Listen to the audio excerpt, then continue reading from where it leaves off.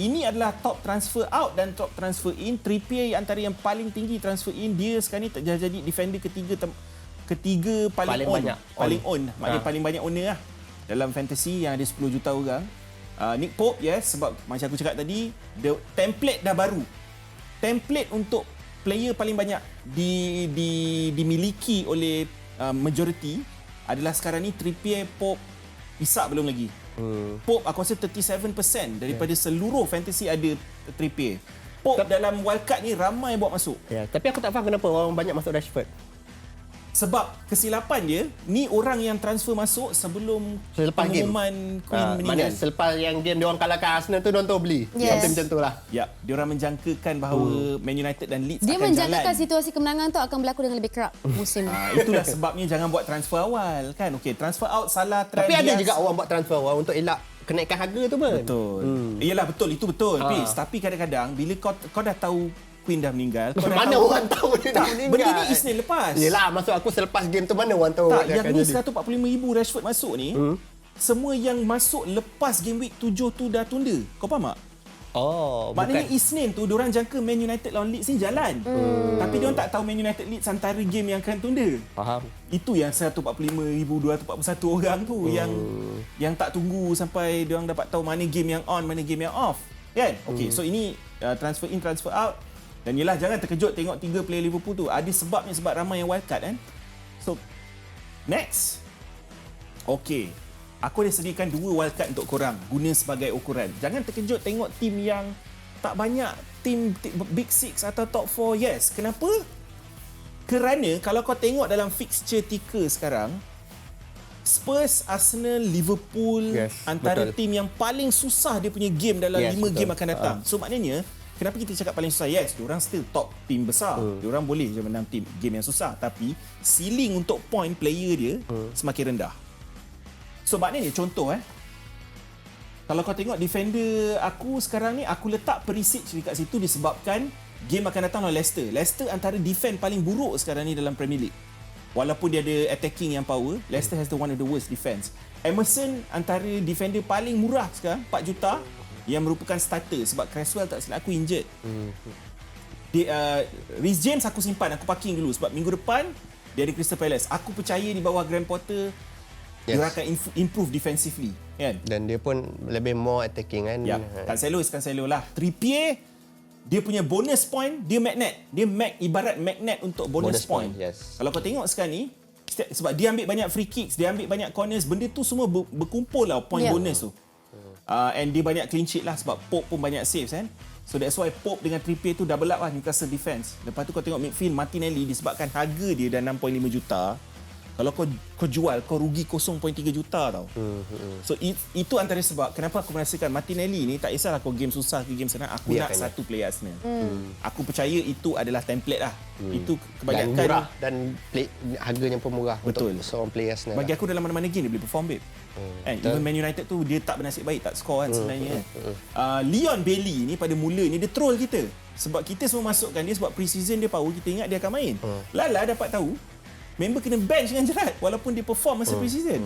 Sekarang ni Gerrard start dia balik, dia dah start score balik. So aku memberanikan diri untuk ambil Leon Bailey ni. Kenapa Pis? Sebab harga dia murah.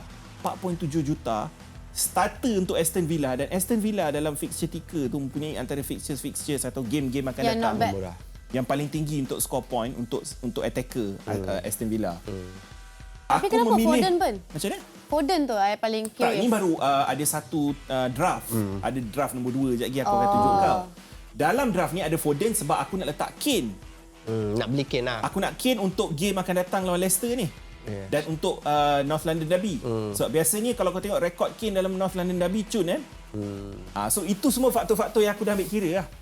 James Maddison, kalau kau tengok game akan datang dia, Nottingham Forest, Bournemouth, Fulham. Semua game-game yang kau jangkakan Maddison boleh perform. Tapi kau kena ingat dia punya tim sebenarnya dalam tim dia sampah.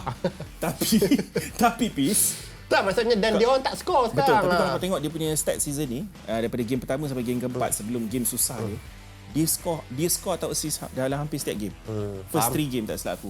Andreas tu kira macam player bench sebenarnya, tapi kalau kau tengok tu dia player template yang memang akan duduk bench lah. betul. Sebab dia murah kan. Player lah. Tapi dia player yang 4.5 million yang bukan saja boleh duduk bench, dia boleh start juga sebab Yes. dia akan banyak assist Mitrovic. So Kane, Isak, Haaland adalah pilihan aku dalam wild card. Aku kena fikir ke depan. Sebab bila kau ambil wild card ni kau fikir untuk 5-10 game week akan datang. So that's why Jesus tak ada. Next. Okay, so ni aku takkan cakap semua lah. Aku cakap perbezaan dia je lah. Aku just bagi tahu perbezaan. Kat sini ada Kevin De Bruyne. Tak ada Kane. So dia option dia antara Foden dengan Kane atau De Bruyne dengan Mitrovic. Faham tak? Dia Kenapa? punya difference kat Apa situ. beza partnership dua ni? Wildcard tu ni adalah jalan terbaik untuk kembali ke jalan yang Benar. salah. Jalan yang salah tu mau salah lah maksud aku. Oh. Sebab ramai duk terfikir kalau aku tukar wildcard ni tak ada Liverpool, tiba-tiba Liverpool cun gila dalam 2-3 So, kau boleh game tukar akan De datang. Bruyne tu lah. Aku kena ada price point yang yang senang senang aku nak- nak switch. Tu salah. Yang tak tolak point lah. Ya. So De Bruyne 12.2 juta, beza dia dengan Salah sekarang 0.7. So aku tinggalkan dalam bank aku dalam 2 million atau 1 million plus untuk memastikan yang aku cuma perlu lakukan satu transfer untuk kembalikan Mo Salah dalam tim aku. So ini adalah jalan selamat lah orang kata. Tapi dengan wildcard tu ni, game akan datang ni, Spurs lawan Leicester, kau tak ada langsung Spurs punya coverage kecuali Perisic. Perisic pun 50-50 akan start atau tidak. Ya, sebab Perisic last EPL punya game pun dia kena bench sebenarnya. Betul. So, macam So perbezaan dia tak banyak tu je lah. Gordon aku ambil sebab kalau kau tengok dia bermain sebagai seorang striker sekarang untuk Everton. So kalau Everton score apa-apa akan datang daripada dia. And dia 5.5 juta je babe. So dia pun seorang lagi nama antara player yang boleh dikatakan sebagai punt lah. Gordon Ramsay. Kau gamble lah. Antara player-player dalam midfield yang aku tengok dalam template wildcard expert pro satu dalam dunia FPL ni.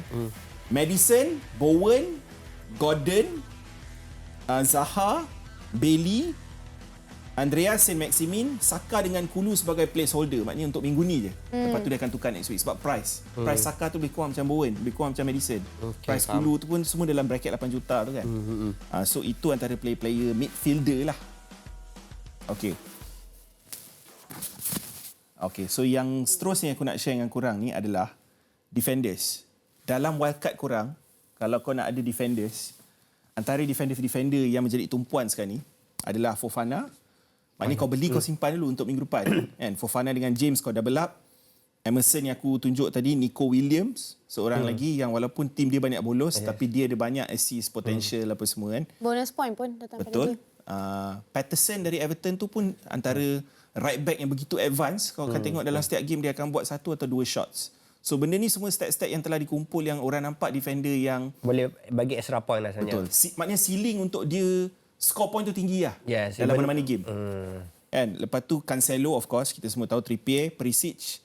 Gamble jugalah Perisic tu. Tapi kalau kau ada cover dekat bench. Tapi kalau tanya aku daripada Perisic back pergi kepada Emerson sebab Emerson betul. lebih regular starter. yes. Guarantee to start. Yes. Tapi output dia tak eksplosif macam But Cuma at least dia you dapat that minimum point daripada kalau sebab you dia pun banyak overlap kat belah kiri Itulah. belah kanan kan. kau kena tepuk dada tanya selera lah. Yes. Kalau kau nak jenis kadang kau nak ceiling 6 point untuk clean sheet saja ataupun kau nak clean sheet tu tambah lagi dengan geng-geng macam Perisic ni yang boleh assist, yang boleh score kan. Tapi Itulah. cuma dari segi konsistensi tak berapa memberangsangkan lah. Yeah, Itu je sebab lah. dia takut dia on off dan dia jadi macam Betul. rotation punya player. Kalau tengok dia punya fixture ticker sekarang ni kan, tim-tim yang tengah ada peluang untuk menyerlah dalam 6 ke 7 game akan datang tak silap aku, which is paling penting bila kau buat wildcard. Kau kena tengok ke hadapan, kau kena tengok ke belakang.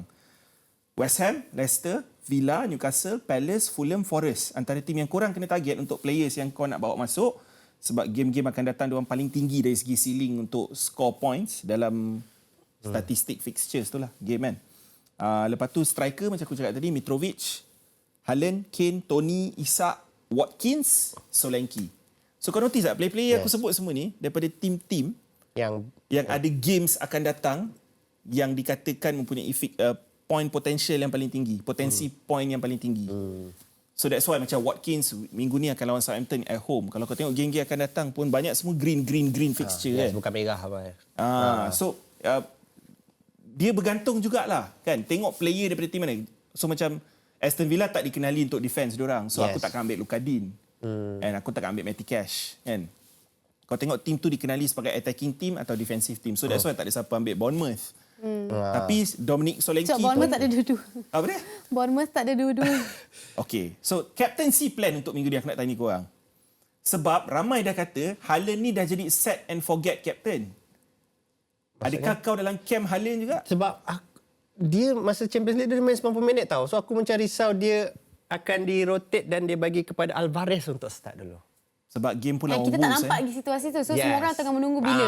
Sebab kita tak boleh jangka Pep punya apa orang kata Ya, Pep roulette tu rotation kan dia. macam mana kan. Tapi kau tak risau kalau dia tak main sekalipun. Janji Tak. dia jangan keluar daripada bench lah.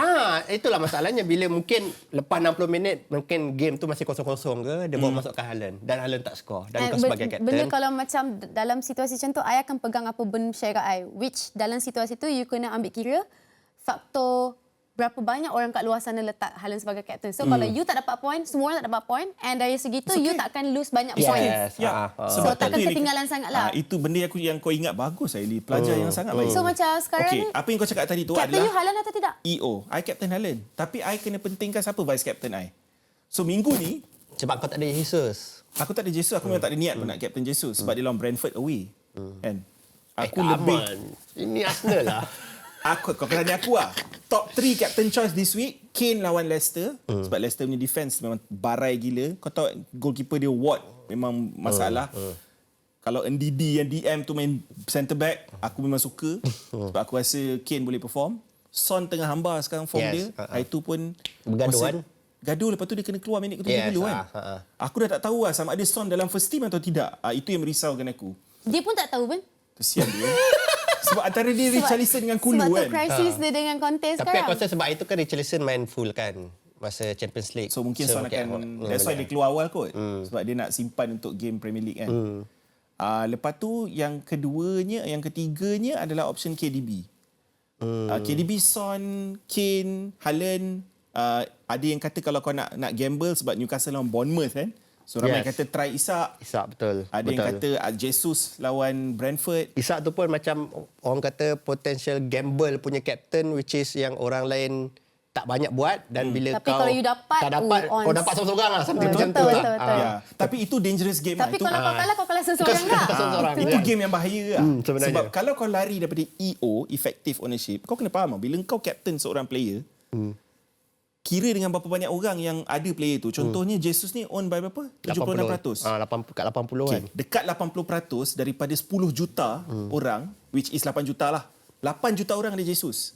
Bila kau captain dia, ataupun semua orang captain dia, dia ibarat ownership Jesus tu darab 2. So bayangkan kalau kau tak captain Jesus, kau kata orang lain, Jesus form, player lain kau yang captain tu tak menjadi, kau Habis. kena 2 kali ganda dengan orang yang Betul. kau lawan. So itu bahayanya bila kau tak captain yang paling di captain. Okay. Yang tak popular lah. Yang Itu lain daripada- yes, betul. Okay, I nak captain Martinelli. I nak go for bigger risk. Tapi itulah Boleh, Lee, tapi sebab big risk, big reward lah. Yes. Tapi masalah bila kau buat benda tu, kau kena harap Jesus tak perform. Faham? Jesus akan assist Martinelli banyak. Itulah Tapi masalahnya. Martinelli I tak ya tahu. dia Jesus pun ada. Tak ada. I ada Jesus Martinelli. That's why je. benda-benda macam ni, pro atau expert, dia akan selalu captain player yang paling ramai captain. Tapi, cara kau nak mengatasi orang lain adalah dengan 1-2 pemain kau yang berbeza, yang ownership kecil. Yes, So, betul. macam tadi aku So tunjuk. differential tu yang akan membuat Differential. perbezaan. Macam dalam 11 orang, seorang 2 je. Tak perlu sampai 3-4. Macam contoh tadi aku tunjuk Gordon. Tiba-tiba Gordon score lawan West Ham. Bukan satu kejutan sebab Everton main kat home kan. Jared Bowen tiba-tiba dia form. Tapi itulah sebab ownership aku nak dia sebab 3% je. Yelah sebab orang semua based on current game which is yang Newcastle West Ham pun susah nak score lepas beberapa game EPL. So Betul. macam benda tu akan still mindset kat ramai orang lah. Yeah, so- sebab dulu kan last season kan Bowen is like a template player Yes, yang wajib yes. ada. Betul. Yes. Dia antara top 3 kan yang Dan score point last season. bila this season ramai ambil dia dan bila dia tak score tu yang harga dia tu Tapi drop. Average 80 aku nampak point. dia bukan isu Bowen, dia isu sistem Moyes. Kau tengoklah berapa ramai player dia buat masuk Paqueta dah masuk jadi first team. Lepas tu sistem Moyes berubah-ubah bro. Walaupun Bowen main sebagai seorang false nine kan last season Yes, kan. betul. Antonio dalam Habis Skamaka dah masuk. So bagi aku ada something dia tengah tweak. West Ham akan jumpa dia punya ramuan. So bagi aku, kau bila beli player, kau jangan beli player yang dah bomb. Macam kenapa tiba-tiba semua nak Rashford sebab Rashford dah perform. Kau kena cari the next big thing. The next player akan perform. So yang ada potential Bowen, Madison, Foden Gordon Ramsay. antaranya lah.